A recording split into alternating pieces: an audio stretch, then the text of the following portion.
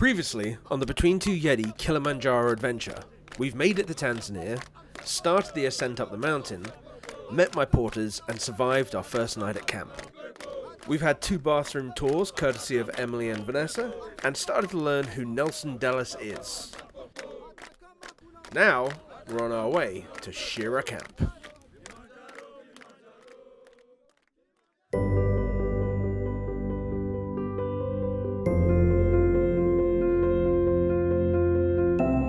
I'm Lee Savage, and I created Between Two Yetis, where we take our Yeti coolers all around the world and meet people from all walks of life to learn what it is that gets them out of bed. Our aim is to show the humanity in the world by giving people the opportunity to share their story. This is Nelson Dellis. He's a 4-time USA memory champion and runs a charity called Climb for Memory, where he raises awareness of Alzheimer's disease by organising climbing expeditions up some of the world's greatest mountains. We decided, why not take the show up a mountain on one of his next trips? So we worked out how to strap them to our backs, got together some friends, and flew out to Kilimanjaro. This is our adventure climbing to the roof of Africa.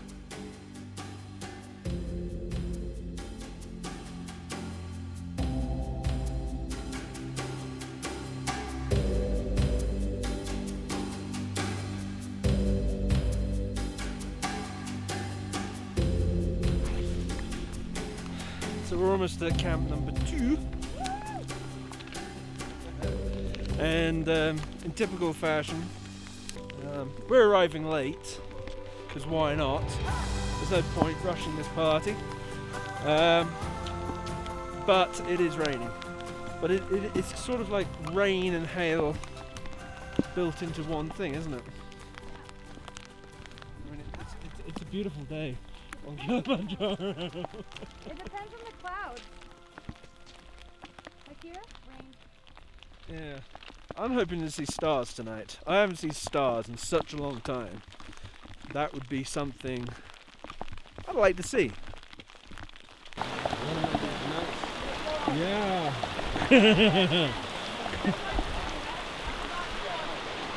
My rain jacket on it. What can we say about the weather? It's amazing! It's awesome. Love it! Why don't we have this yesterday? That was great. Let me see how I look in your glasses. It's an evolving Lift your head. process. Not too much lower. Kilimanjaro Camp 2. Shira Camp. Interview And we are back between two Yetis on day 2 of the Kilimanjaro Day 2. special What's up? with Nelson Dellis. How you doing? We don't need to shake hands anymore, actually. No.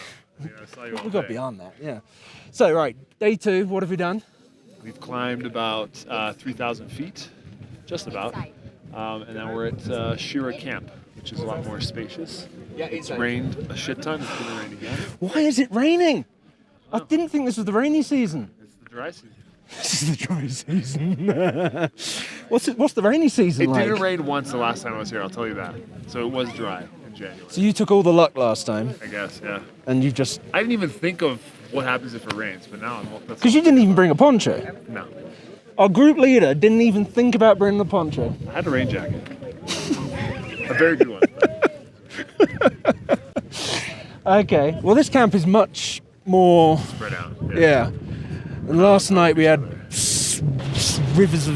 not Yeah, we're rivers of, stepping in each other's shit. Yeah, Basically. Rivers of shit. rivers of shit. How are you feeling today? Great. Yeah? Absolutely fantastic. You had a fantastic walk? I was walking with Julio and Vanessa, and we took a much slower pace than we did the day before.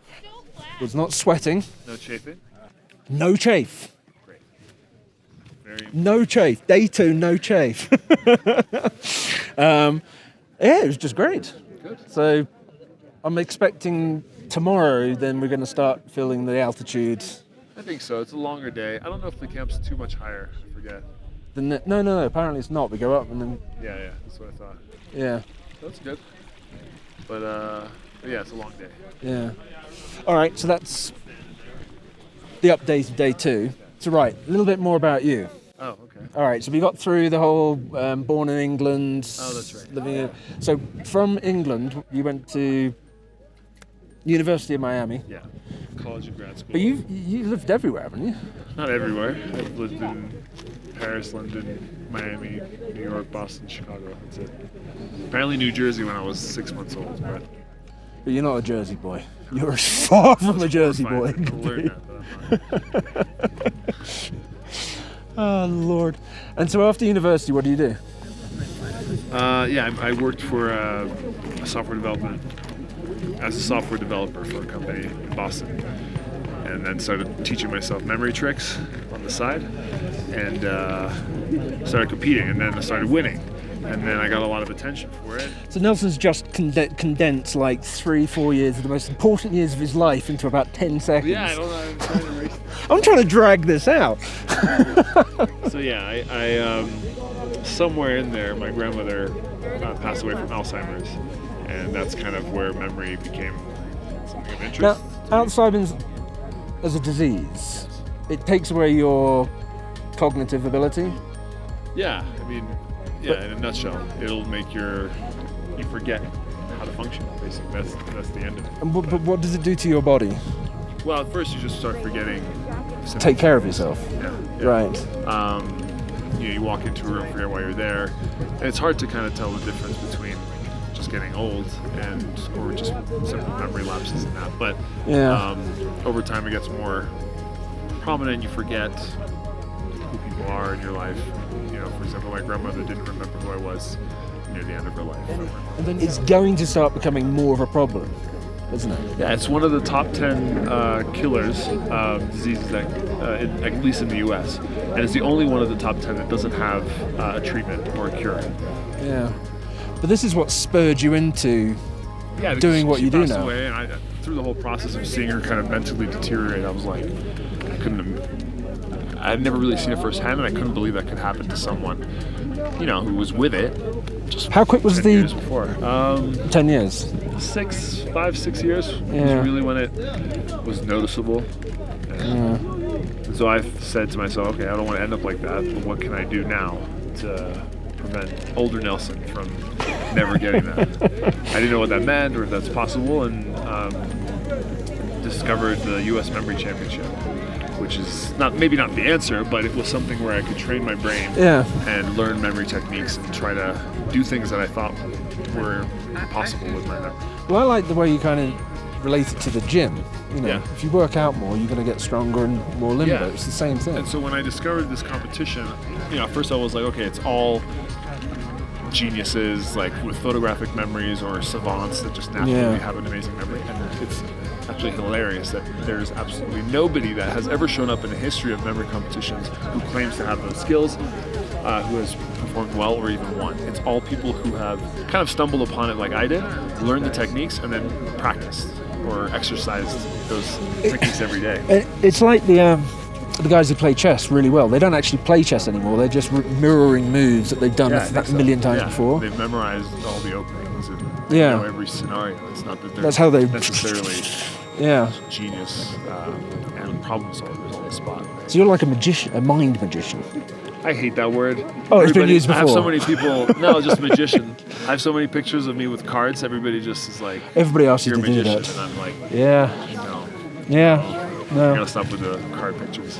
Cool. All right. Well, day 3, next camp. All right, we'll talk tomorrow. Good to see you. The rain never came.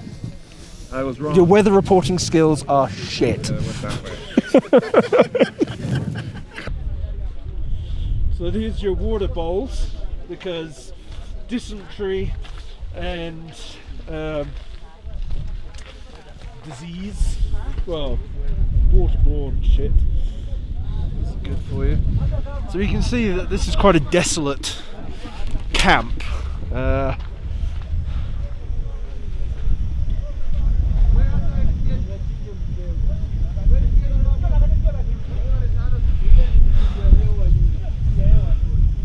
This doesn't make it fun. Getting here was fun, but this doesn't make it fun. They're fleece lined, they're so comfortable. Lady who appeared to have so much class. Carry on your back? Oh, Jesus Christ.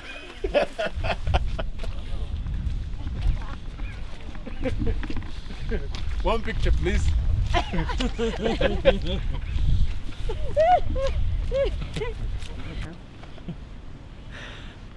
Try going back to your daily life. We're more after than that. halfway up, you know. We are. Yeah. Yeah. More to go. So we're going up that side? Andre, no malo, no te gusta.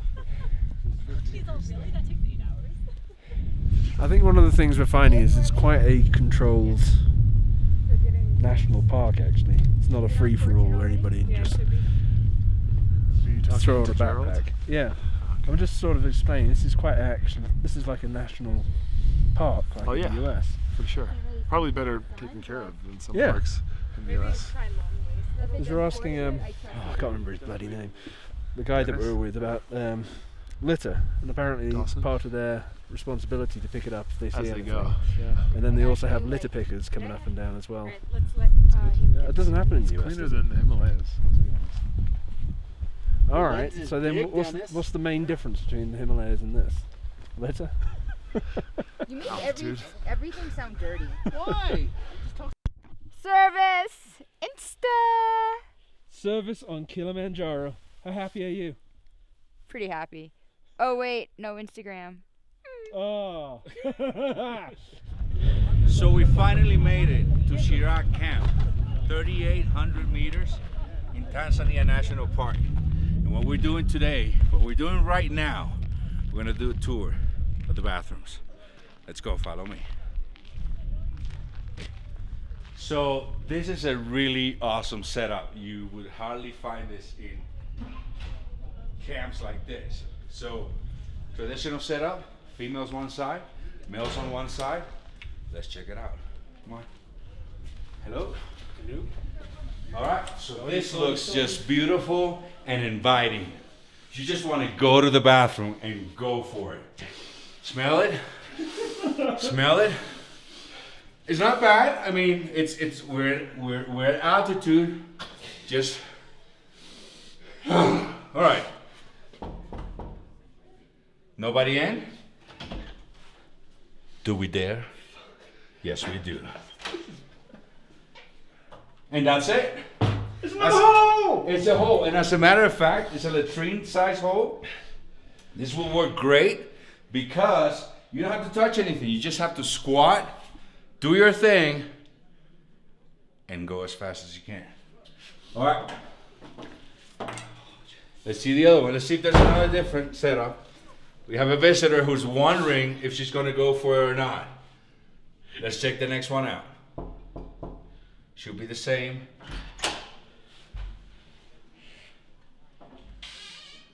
They're about the same. Just go for it. Just dig in. Yeah. I've learned not to go too low. All right. So, in reality, I've been to many national parks on several mountains, and I'll have to say, this is the nicest one I've ever been. Yeah. So, guys, if you feel like going to the bathroom, this is the place to go. Do it at 12,000 feet. 12,000 feet, 3,800 meters. The bathroom tour.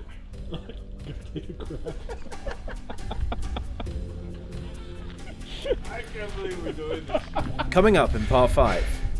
To be totally honest and blunt, my biggest worry right now is that I haven't been for a shit for 4 days.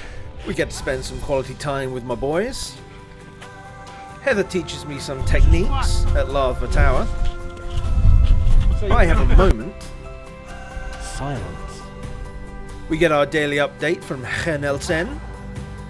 We got a couple more bathroom tours courtesy of Ilan and Rafa. Oh! Somebody missed the hole! And of course,